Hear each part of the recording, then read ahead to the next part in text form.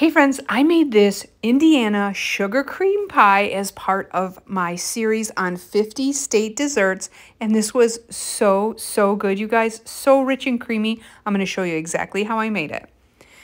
I used this Pillsbury pie crust and I just pressed it out into a pie. And I'm going to be honest with you, I don't really love pies that much. I like maybe a chicken pot pie, but I don't make a lot of pies, so I'm not really good at this, and I honestly don't own any pie weights. So when I baked this, it did actually shrink a little bit. So I have the recipe in the description. So if you want the full recipe, go check it out there. But yes, definitely use some pie weights when you bake that.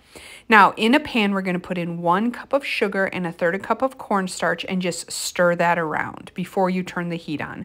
Once that's combined, turn your heat on a medium heat.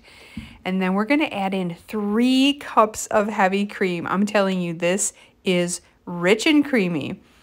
To this, we're going to add in 5 tablespoons of butter. And then we're just going to continuously whisk this on the stove until that butter melts and then this starts to get thick. It took me about maybe 10 minutes or so for that to get thick. Once it's boiling like this, you'll want to keep it boiling for about 2 minutes and then turn off the heat and add in 1 tablespoon of vanilla and a pinch of salt. And we're going to whisk that around. Now you're going to see my pie shell in a second here. It did shrink a little bit. Doesn't look that great, but it turned out to be delicious, so that's okay. But because my pie shell shrank, I did not put all my filling in there. So this is an excellent recipe. I hope you guys try it. Just learn from my mistakes. I've never made this before. This is just part of a series for 50 state desserts. I'm not an expert, but I sure had fun making this, and it was delicious. Now, I melted 2 tablespoons of butter in the microwave. I'm going to spoon this over and then spread it around on top of there. Again, I'm not positive on the technique, but this worked for me. And then we're going to combine 2 tablespoons of sugar and a teaspoon of cinnamon, and then sprinkle that all over the top. Then we're going to bake this in the oven at 350 degrees for 20 to 25 minutes. Now everything in here is already cooked, so you don't have to worry about it. And now when you pull it out, it's not going to look set up, but don't worry about that. It will set up as it cools. Now here's a sneak peek of it bubbling in the oven. And then you are supposed to put this in the broiler for 1 minute.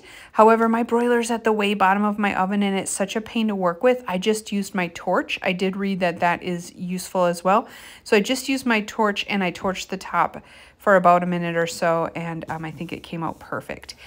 Now we're gonna let this cool to room temperature on the counter and then pop it in the fridge for a couple of hours because you wanna serve this chilled. I cannot express how good this was. It was so creamy. To me, it almost tasted like ice cream, but not frozen. I don't know how to explain it, but it was delicious. We had it for Easter. Everybody loved it. I would definitely recommend this pie recipe. They know what they're doing in Indiana for this delicious Indiana sugar cream pie. Thanks for watching.